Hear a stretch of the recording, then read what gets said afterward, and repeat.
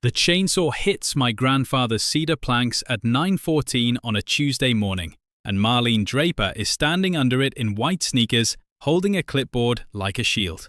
"This flume is a liability, Mr. Kincaid," she says, not even looking up. "The board voted. It's coming down whether you like it or not." I don't say anything yet. I just count. 3 saw cuts, 2 support beams gone. 114 years of water history falling into Cedar Hollow Canyon in pieces the size of kindling. By sundown that day, 412 homes in this development will have dry taps. 91 of those homes belong to people over the age of 70. One belongs to a widow named Edith Sorensen, who is going to have to choose, in about 6 hours, between running her oxygen concentrator and flushing her toilet, because the backup generator only handles 1 circuit at a time. Marlene Draper doesn't know any of that yet. She thinks she's cutting down an eyesore to make room for a 9-station zipline course with a $2.3 million pre-sale campaign already banked. She thinks the water will keep running because it always has. Nobody on that HOA board has ever asked where their water actually comes from. Nobody has ever asked who owns the flume. By the end of this, Marlene Draper is going to owe the state of Colorado, the Cedar Hollow Water Conservation District, and 147 households a number just north of $1.4 million.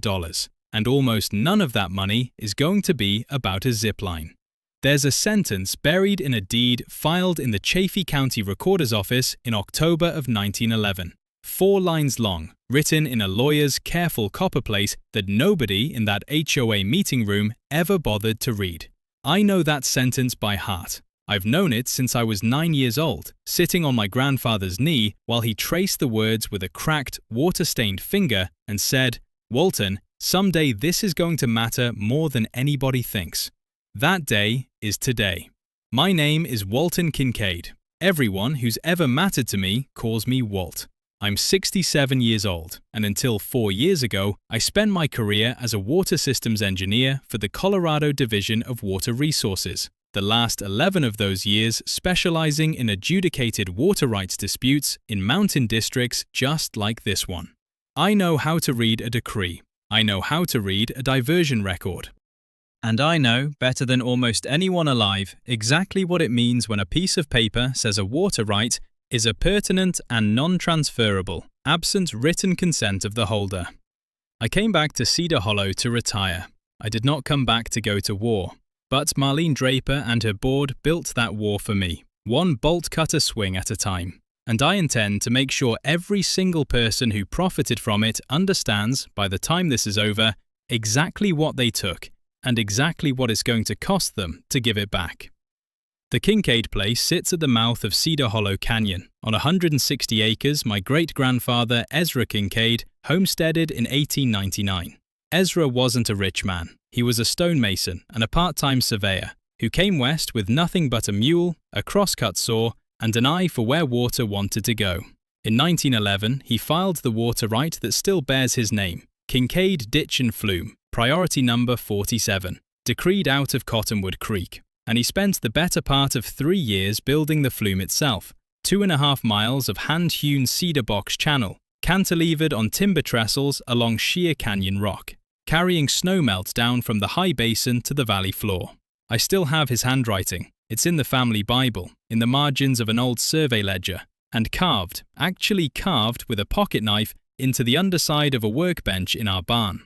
The date, 1911, and the words, "Built to outlast me." He was right. He's been dead 91 years, and that flume outlasted 3 more generations of us standing beside it. My grandfather Silas kept it running through the Dust Bowl, patching rot with pitch and rawhide lashings when there was no money for lumber. My father, Everett, replaced half the trestle legs in 1968 with pressure-treated timber he hauled up switchback trails on a mule because no truck could make the grade. I grew up smelling creosote and cedar sap and cold granite dust. The smell that still hits me every single time I walk that canyon trail. The smell that means home more than any other smell on earth. There's a family cemetery on a bench above the 3rd switchback. Ezra, Silas, my mother, my father, my older brother Dale, who died in 91. 5 headstones facing east, toward the water. When the Cedar Hollow Canyon subdivision went in during the early 2000s, the developers needed water. My father, then in his 70s, agreed to let the new HOA's water district lease capacity from the Kincaid Ditch and Flume, a sublease, in writing, renewable annually, subject to the terms of the original 1911 decree, and requiring, in bold underlined text I remember my father reading aloud at the kitchen table, written consent of the Kincaid family water right holder prior to any physical alteration of the conveyance structure. Nobody at that HOA, not one soul, ever asked what conveyance structure meant. They just turned on their taps for 20 years and assumed the water was theirs. Marlene Draper became HOA president 6 years ago.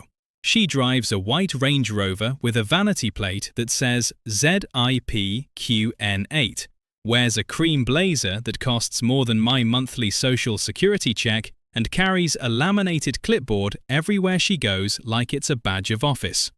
Before Cedar Hollow, according to what I'd later learn, she ran a wellness retreat outside Sedona that closed under an Arizona Attorney General inquiry nobody ever finished pursuing. She's 54, sharp-jawed, quick to smile at board meetings, and quicker to threaten fines the second the cameras are off. She had a vision for Cedar Hollow Canyon, and it wasn't water. It was advanced tourism. Zip lines strung across the canyon on towers she planned to bolt straight into my grandfather's trestles, a canopy experience she'd already pre-sold 2,300 memberships for, sight unseen, before a single permit cleared. She needed the flume gone, or at least out of the way, and she needed it gone fast, before anyone asked too many questions about where the Canyon Reconstruction Fund, the one she'd been drawing from the district's water assessment account, had actually gone. She didn't know about Edith Sorensen's oxygen machine. She didn't know about the sentence in the 1911 decree. She definitely didn't know about me. Tuesday, 9:14 a.m. I write the time down on the back of a feed receipt from my shirt pocket because that's the kind of man I am. 22 years reading diversion logs teaches you to trust nothing but a timestamp. I pull my phone and start shooting photos. The chainsaw, the falling planks, Marlene's white sneakers standing in sawdust that used to be my great-grandfather's cedar. You can't just cut this, I say. Calm, flat, the way you talk to a man about to step off a ledge he doesn't know is there. Marlene turns finally and gives me the smile she probably practices in that Range Rover's visor mirror. Mr. Kincaid, I was hoping we'd run into each other. She flips a page on the clipboard and hands it to me like she's dealing a winning card. This flume was cited as a structural hazard under Article 14, Section 3 of our amended covenants. Unpermitted encroachment on a common recreational easement. The board voted unanimously in March. You're welcome to appeal, but removal's already underway, as you can see. I take the paper, I don't argue. I read it twice, slow, the way I used to read a well driller's affidavit before I signed off on it, looking for the word that's wrong. Article 14, Section 3, I say. That's from the 2003 amendment package. That's right. My father never signed the amendment package. Neither did I when the right passed to me in 2019. You need unanimous consent of all lot owners with recorded easements for an amendment that alters easement terms. That's in your own governing documents, Miss Draper, not just mine. Her smile doesn't move, but something behind her eyes does, quick, like a fish flinching under ice. I'll have our attorney look into that. You do that. I hold up my phone. I'm going to keep taking pictures now, and I'm going to send you a certified letter today documenting the time, the crew, the equipment, and the fact that you're cutting a structure on a recorded 1911 water easement without my written consent. That's for the record, not for you to argue with, just for the record. She laughs, one short breath through her nose, the kind of laugh people use when they've already decided you're a nuisance and not a threat. It's just an old wooden trough, Mr. Kincaid. Nobody's used it for irrigation in 20 years. We're building something the whole community can actually enjoy. I don't tell her what the old wooden trough actually carries. Not yet. I've learned in a long career of watching angry men lose water fights they should have won that the worst thing you can do is show your best card before the other side has finished betting. I photograph the fine notice, the crew, the crane lowering a support beam, and the sawdust drifting into Cottonwood Creek. Then I drive into Salida and I send 4 certified letters, one to Marlene Draper personally, one to the HOA board's registered agent, one to the Cedar Hollow Water Conservation District, and one to my own attorney, a sharp-eyed young woman named Priya Deshmukh, who'd handled 2 water rights transfers for me back when I was still working. Every letter has the same 3 facts: time of incident, photographic evidence, explicit non-consent to any alteration of the Kincaid Ditch and Flume conveyance structure per the terms of the original 1911 decree and the 2001 sublease agreement. I don't raise my voice once. I don't threaten anybody. I just build a record, the same way you build a levee, one sandbag at a time, quiet, until the water has nowhere left to go but where you decide. Here's what most homeowners don't know. An HOA covenant amendment that materially changes the terms of a recorded easement generally requires unanimous consent of every burdened parcel owner, not just a board majority vote. And under Colorado's Common Interest Ownership Act, CRS Section 38-33.3-217, any amendment purporting to alter a pre-existing recorded property right without that consent can be void from the start, not just voidable. Marlene's fine notice wasn't just aggressive, it was built on paper that never had legal teeth to begin with. That's the small shield. I knew it the moment I read the citation. It would have been enough, on its own, to make the fines disappear and maybe even get her sanctioned for harassment. But a small shield doesn't stop a woman like Marlene Draper. It just makes her careful.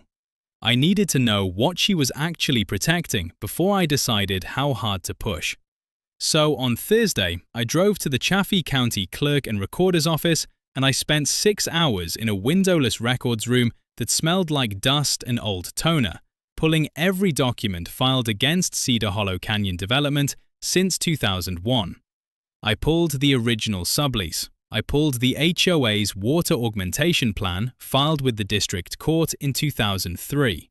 I pulled board meeting minutes going back 8 years, most of them dull as drywall, budget approvals, landscaping bids, a 3-year fight over whether golden retrievers counted as large breed under the pet policy.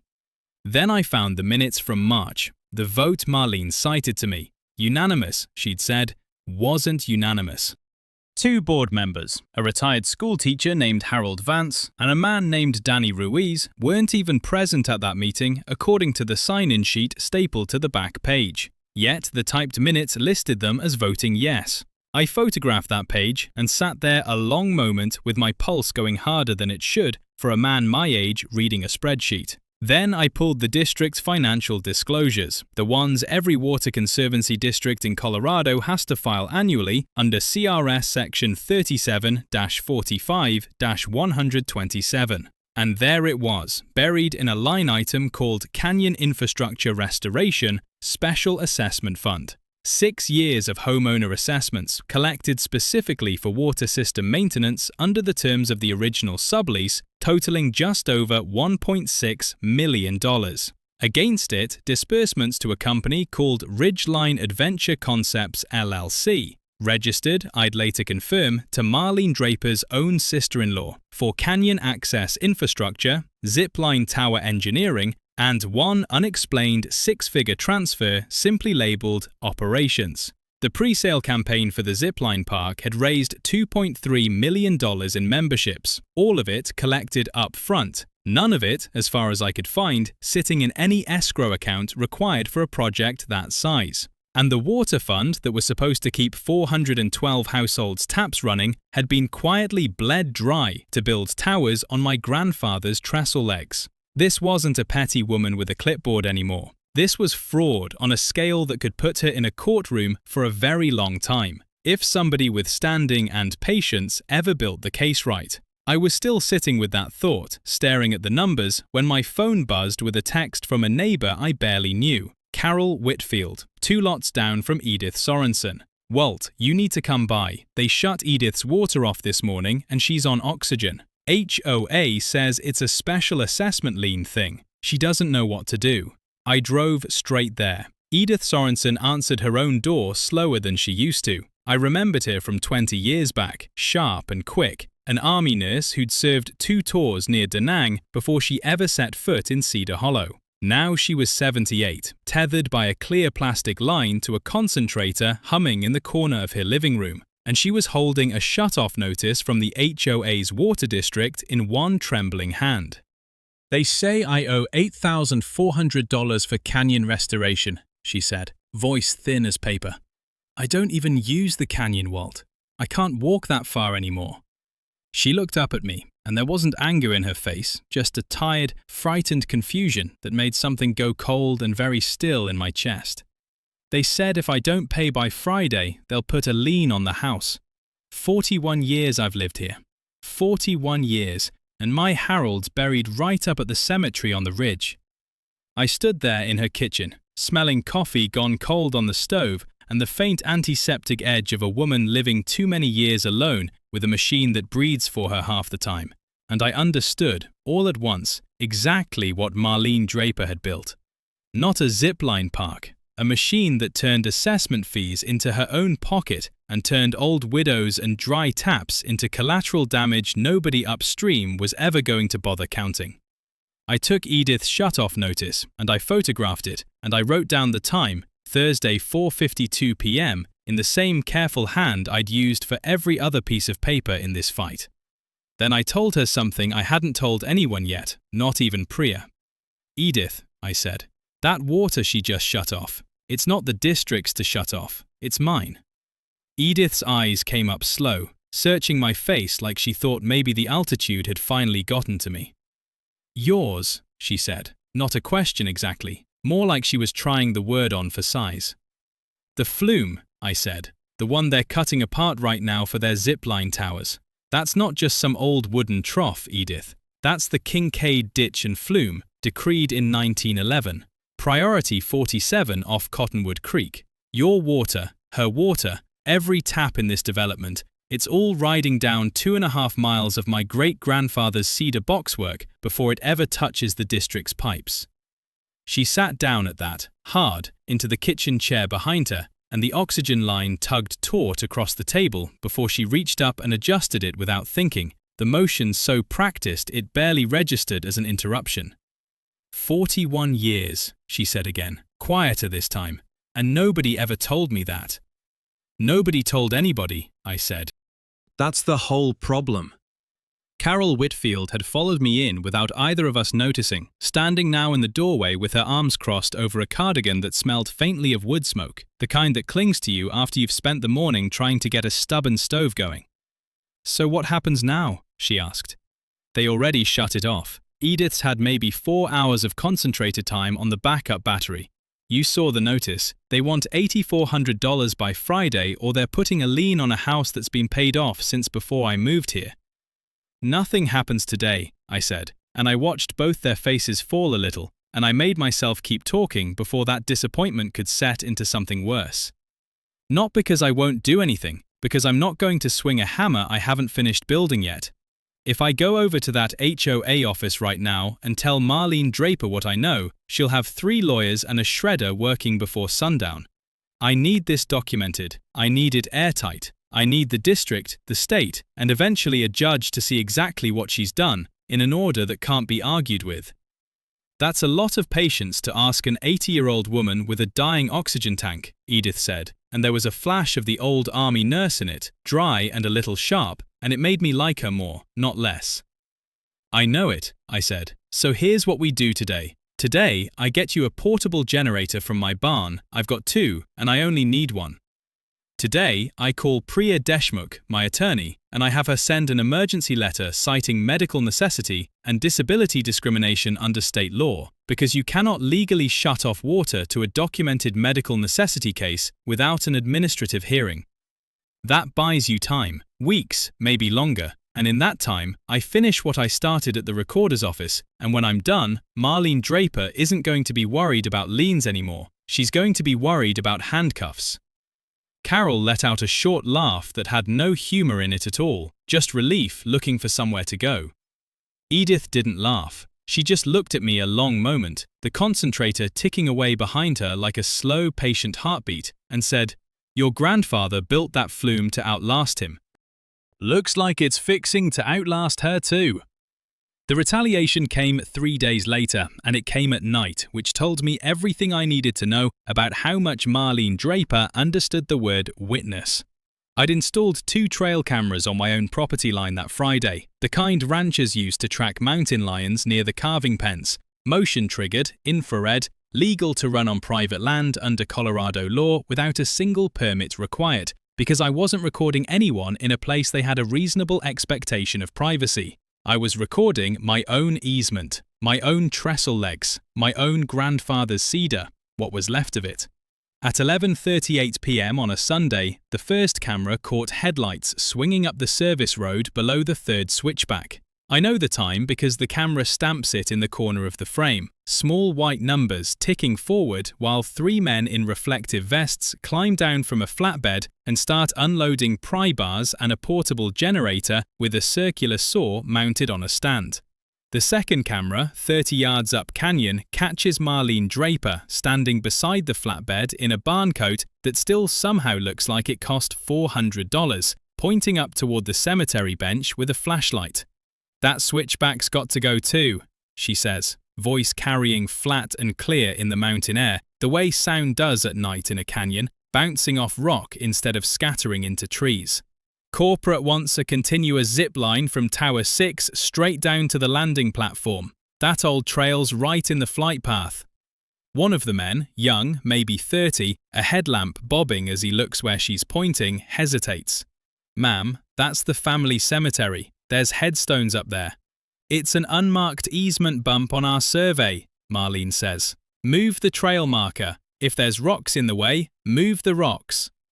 I watched that footage 4 times before I called Priya Deshmukh, and each time I felt something in my chest go tighter and colder. The particular fury that doesn't shout, just settles into your bones and stays there. My father is buried on that bench. My mother, my brother Dale, 28 years old when a logging accident took him, laid to rest looking east toward the water he used to help carry down that Flume every summer of his life. Marlene Draper was standing in the dark calling my family's graves a survey bump and ordering strangers to move the rocks. They didn't get far that night. Not because anyone stopped them. I didn't call the sheriff at 11:40 p.m. over a threat. I'm not a man who panics into a phone, but because the generator wouldn't start, and after 20 minutes of yanking a cord in the cold, the crew loaded back up and left, muttering, Marlene's flashlight beam swinging away down the service road like an accusation withdrawn but not forgotten. I sat with that footage all the next morning at my kitchen table, coffee going cold, same as it always does when I'm working a problem, and I made myself a decision I'd been circling for a week. I wasn't going to wait for them to succeed at wrecking something before I moved. I was going to build a legal structure so complete, so documented, so airtight, that when they tried again, and they would try again, people like Marlene Draper always try again, because in her mind, the money she's already spent on pre-sales means she can't afford to stop. There would be nowhere left for her to run. Here's what most homeowners don't know. In Colorado, a cease and desist letter from a property owner regarding an easement dispute isn't just a strongly worded suggestion. Once served and acknowledged, any subsequent physical entry or alteration of that property becomes actionable not just as a civil trespass, but potentially as criminal mischief under CRS Section 18-4-501, especially when the actor has been formally notified in writing that they lack authorization. I had that letter, Priya had sent it certified, signature required, and Marlene's own housekeeper had signed for it on a Tuesday afternoon 3 weeks back. Every board member had a copy too. Every single person on that flatbed, the night of the failed generator, was, whether they knew it or not, trespassing on a documented, timestamped, legally noticed easement violation. I called Priya first thing Monday morning. I need you to file for a temporary restraining order, I told her, and I need the sheriff's office looped in before they try this again, not after. Walt, a TRO takes time to process, even on an emergency basis, she said. What's your evidence? Trail camera footage, timestamped, on my own property, no expectation of privacy issues. Her voice, on camera, ordering the removal of a family cemetery marker on a documented easement she was already served notice about. There was a pause on the line, the kind that meant Priya was doing the math in her head, the way lawyers do, weighing risk against certainty. Send it to me today, she said. And Walt, don't confront her, not yet. Let the paper do the talking. If she thinks you're rattled, she gets careful. If she thinks you're doing nothing, she gets reckless. Reckless is what we want. So I did nothing on the surface. I fed my few remaining head of cattle. I walked the Flume line every morning with a thermos of coffee going lukewarm in my hand. I photographed the cemetery bench from 6 different angles to establish a baseline in case anyone ever tried to argue the headstones had been recently relocated or some such nonsense. Underneath, I was building.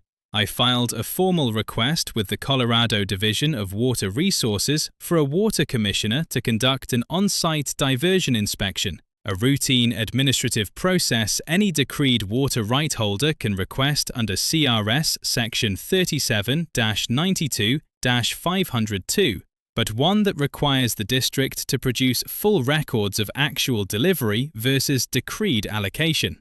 That single filing meant that within 30 days, a state official with subpoena-adjacent authority was going to be standing in that canyon asking Marlene Draper's water district exactly how much water had gone where, and exactly how the district's maintenance fund had been spent. I drove out to see Harold Vance, the retired schoolteacher whose name had been forged onto that March vote. He answered his door in a cardigan with chalk dust still somehow ghosted into the elbows after 20 years off the job, and when I showed him the sign-in sheet against the typed minutes, his face went the color of old paper. I was in Denver that week, he said. My granddaughter's wedding. I have photographs, Walt. Time-stamped photographs, for heaven's sake. Everybody photographs everything now. He looked up at me, jaw tight. She's been doing this for years, hasn't she? Just quietly writing down what she wants people to have said. Looks that way, I said. What do you need from me? A sworn statement, and your patience. When this comes apart, it needs to come apart all at once, in front of the right people, not in dribbles she can spin her way out of. Danny Ruiz, the other falsely recorded vote, was harder to reach, a long-haul trucker gone weeks at a stretch. But when I finally caught him on a Sunday between routes, he didn't need convincing either. I've had a bad feeling about that woman since the day she got elected, he told me, over a bad phone connection thick with static. You get me a paper to sign, I'll sign it.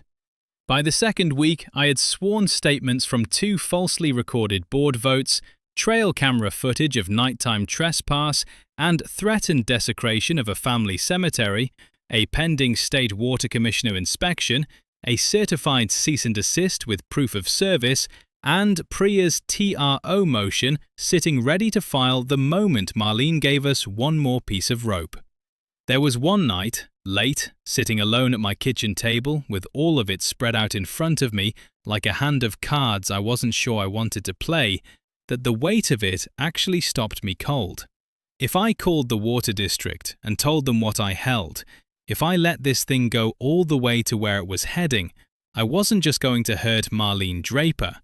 I was going to threaten the water supply of 412 households, people who'd done nothing wrong except trust a woman they elected. Old people, young families, Edith Sorensen's neighbors on both sides. What if the legal mechanism I was building didn't stop precisely where I wanted it to stop? What if, in trying to bring down one thief, I ended up looking, in the eyes of my own neighbors, like the man who shut off their water out of spite? I sat with that fear a long time, the house quiet except for the tick of the wood stove cooling, And I thought about my father reading that sublease agreement aloud at this same table, and about Ezra's carved words under the barn workbench, built to outlast me. And I understood, finally, what had actually been eating at me. It wasn't doubt about whether I had the right. I had the right, clean and clear, decreed in 1911 and never once surrendered. It was doubt about whether having the right made it good to use it. But then I thought about Edith Sorensen's oxygen line going tight across her kitchen table, and about a flashlight beam swinging toward my brother's headstone in the dark, and I understood something else. The water wasn't going to stop because I was cruel. It was going to stop, if it stopped at all, because Marlene Draper had spent 6 years treating other people's lifeline like her personal bank account. And the only way anybody was ever going to make her answer for that was to show the state, in a room full of witnesses, exactly what she'd done, and let the law decide, not me, what happened next. I finished my coffee, gone cold again, same as always, and I went to bed knowing the next move wasn't mine to make. It was hers. All I had to do now was wait for her to make it in front of the right people. She made her move on a Thursday morning, and this time she brought a bulldozer. I got the call from Carol Whitfield at 7:02 a.m. I wrote it down before I even had my boots on, telling me there were 2 trucks and a rented Cat skid steer parked at the trailhead, and Marlene Draper was standing beside them with a hard hat under her arm, talking to a permit inspector I didn't recognize yet. Here's what I knew that she didn't. The State Water Commissioner inspection I'd requested 3 weeks earlier had finally been scheduled, for that same morning, 9 a.m., because I'd specifically asked Priya to push for the earliest available slot once we had a pattern of escalating trespass to point 2. The county building inspector I'd separately notified about unpermitted grading on a canyon slope with documented erosion risk had also confirmed for that morning, because canyon grading above a live water diversion requires a floodplain development permit under the county land use code, and Marlene had filed exactly 0 paperwork. And Sheriff's Deputy Raymond Boyle, who'd taken my trespass complaint and the trail camera footage 2 weeks prior, had told me plainly that if there was another incident, he wanted to be standing there himself, not reading about it after the fact. I hadn't orchestrated all 3 of those people showing up at once. I'd simply stopped trying to control when Marlene would move and made sure that whenever she did, there'd be nobody left to argue with about what everybody saw. I drove up the service road at 8:40 and parked well back, the way you'd park if you wanted to watch a storm come in without standing under it. The canyon smelled like diesel and disturbed granite dust, sharp and mineral, the smell of ground that hadn't been cut open like this since my father laid new trestle legs in 1968. The skid steer's engine idled rough, a low mechanical growl that didn't belong in a place that had only ever known creek water and wind. Marlene was standing near the 3rd switchback, near the cemetery bench, close enough that I felt my jaw go tight, directing the operator toward a stand of scrub oak that grew right up against Ezra's headstone. "Just take the whole shelf down," she was saying, loud enough to carry, that same flat, confident carry I'd heard on the trail camera audio. Corporate doesn't care about a few rocks. That's when Deputy Boyle's cruiser came up the service road, followed by a county pickup with the building inspector's decal on the door, followed a few minutes later by a State Division of Water Resources truck with the commissioner herself, a compact, no-nonsense woman named Renata Cho, who I'd worked alongside for 6 years, back before I retired. Marlene saw the cruiser first, and I watched her face do the thing faces do when a plan built entirely on nobody watching suddenly gets watched. She recovered fast though, she always did. She waved the skid steer operator to keep moving and turned toward Deputy Boyle with her clipboard raised like a passport at a border crossing. "Deputy, good morning. We're conducting authorized development work under the HOA's recreational easement rights," she said. "If this is about a noise complaint..." "It's not a noise complaint, ma'am," Boyle said. "I've got a documented trespass complaint from Mr. Kincaid regarding this exact location filed 2 weeks ago with photographic evidence of a threat to disturb a marked family cemetery. Is that equipment currently grading toward that cemetery bench? That's in old rock outcropping, Marlene said. It's not a marked, it's marked, I said, walking up now, and I held up my phone with the photograph I'd taken weeks earlier. 5 headstones, clean granite, my great-grandfather's name legible even at a distance. Ezra Kincaid, 1871, 1958. Been marked since 1958, ma'am. Family plots on record at the county recorder's office too, filed the same year. The building inspector, a heavy-set, unhurried man named Phil Estrada, was already walking the grading line with a tablet in his hand. Ma'am, do you have a floodplain development permit for this cut? This slopes within the regulatory buffer for an active water diversion. We don't need a floodplain permit for recreational infrastructure, Marlene said. And for the first time, I heard something under the confidence, a thin crack, the sound of a woman who'd been telling herself a story for so long she'd started to believe the story was load-bearing. You do if the diversion structure below it is a decreed water right, Renata Cho said, stepping forward now, and she had a folder under her arm that I knew because I'd helped assemble half of what was in it. Ms. Draper, I'm Renata Cho, Water Commissioner for Division 2. I'm here to inspect the Kincaid Ditch and Flume diversion per a request filed by the decreed water right holder. Can you tell me who authorised the removal of the Flume's original conveyance channels last month? The board voted. The board voted on a covenant amendment that required unanimous consent of burdened easement holders. I said, quiet, no heat in it at all, because I didn't need heat anymore. Mr. Kincaid never consented. Neither did my father before me. That vote's void under state statute, and you were served written notice of that fact 5 weeks ago.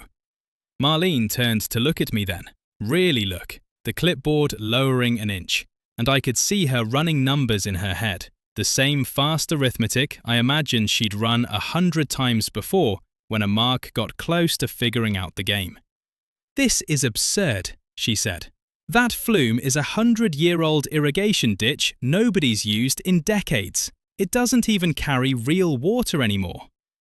It carries every drop your district's 412 households have gotten for the last 20 years, I said. Priority 47 off Cottonwood Creek, decreed 1911, held in my family's name continuously since. Your district doesn't own that water, Miss Draper. You've been subleasing it, and as of this morning, that sublease is in material breach on account of unauthorized destruction of the conveyance structure, which means, as of this morning, I am within my legal right to instruct the district to cease diversion entirely until damages are resolved. I let that sit a second in the cold canyon air, the skid steer engine still idling behind her, dust drifting slow across the cemetery bench. You're bluffing, she said, but her voice had gone up half a register. Call the district office, Renata Cho said, not unkindly. I already have. They're aware. That's when Phil Estrada, still walking his grading line, called out from 20 feet up the slope. Deputy Boyle, you're going to want to see this. He was standing over a shallow trench the skid steer had already cut, and in it, half exposed, was a section of the original Flume's stone footing, one of Ezra's hand-set foundation blocks, dated by chisel mark 1911, directly beneath the freshly graded cut. This is a documented historic water structure. Grading through it without a cultural resources review is a separate violation entirely. Marlene's composure went then, all at once. The way a dam doesn't crack slowly, it just goes. This is harassment, she said, voice climbing. This whole thing is a coordinated harassment campaign. I want it on record. It's on record, Boyle said, and he nodded to the skid steer operator to cut the engine, and in the sudden quiet, canyon quiet, wind and water quiet, I heard him say, calm as a man ordering coffee, "Ma'am, I'm going to need you to step away from the equipment. I've got a trespass complaint, a cultural resource violation, and I've had a call this morning from the County Ford unit regarding the Water District's special assessment account. I think it's best we continue this conversation somewhere else."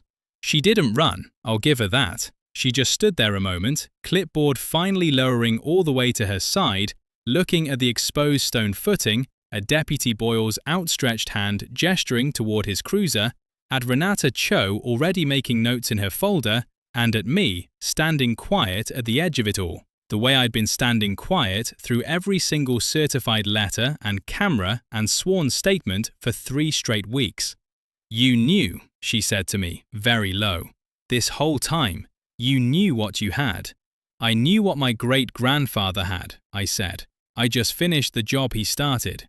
They walked her to the cruiser in front of 11 people: Boyle, Estrada, Cho, 2 of her own crew, Carol Whitfield, who'd driven up when she heard the trucks, and me. Nobody cheered, nobody needed to. The quiet itself was the punishment, the particular quiet of a woman who'd spent 6 years being the loudest voice in every room, finally not having anything left to say. The fraud investigation moved fast once the county's financial crimes unit got the water district's books, faster than I expected, mostly because Harold Vance's and Danny Ruiz's sworn statements about the falsified March vote gave prosecutors a clean thread to pull, and once they pulled it, the whole sweater came apart. Marlene Draper was charged with felony theft, forgery of the board minutes, and securities fraud tied to the unregistered Zipline membership pre-sales, which regulators determined had been sold as investment contracts without proper disclosure.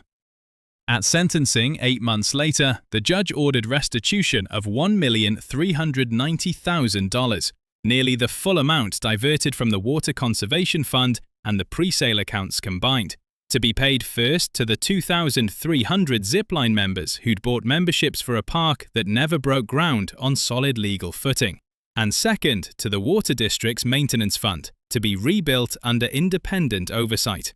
She was sentenced to 4 years, with mandatory restitution garnishment to follow her well past release. Her Range Rover, it turned out, had been leased in the HOA's name, charged against operational expenses. The district repossessed it the same week she was booked.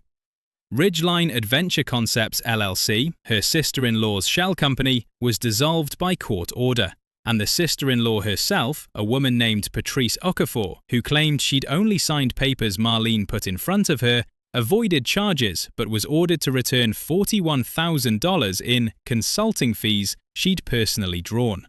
The 2 board members who'd let sloppy minutes slide without checking, not Vance or Ruiz, but 2 others who'd simply rubber-stamped whatever Marlene handed them, resigned quietly and weren't charged, though the district barred them from ever serving on a homeowner's board again. The HOA itself held an emergency election. Harold Vance ran the meeting, since he was the senior remaining board member with clean hands, and when nominations opened for the new president, it was Carol Whitfield who stood up first and said, "I nominate Edith Sorensen." Edith laughed at first, a real laugh, surprised out of her before she caught herself. "I can barely walk to my mailbox," she said. "You don't need to walk anywhere," Harold said. "You need to sign checks nobody's stealing from anymore." She won, unanimous, no forged votes required this time. The district restored her water within the week, wrote off her entire $8,400 assessment as improperly levied, and installed, at their own cost, a backup power circuit dedicated to her concentrator, the kind of thing that should have existed years before any of this ever happened. I finished repairing the Flume myself that autumn, with help from Danny Ruiz on his weeks off the road and a local timber crew Priya found who specialized in historic structures. We used cedar again, cut and cured the old way, because that's what Ezra used, and because some things you don't modernize just because you can. I stood on the 3rd switchback the day we set the last plank, the smell of fresh cut cedar mixing with cold granite dust, the way it had my whole childhood. Water running clean and full down 2.5 miles of hand-built channel for the first time in months. And I thought about my grandfather's finger tracing that deed sentence, telling a 9-year-old boy that someday this would matter more than anybody thought. He was right. It mattered enough to outlast a woman who thought old wood and old water didn't matter at all. If you take one thing from what happened in Cedar Hollow, take this: read what you're signing. Know what you actually own before you decide what you're entitled to take from someone else. And never assume the quiet man with the clipboard full of certified receipts is the one who's bluffing. Water finds its level eventually, so does the truth. As for what happens when a mining claim 2 ridges over turns out to sit on land my family surveyed back in 1923, well, that's a story for another day.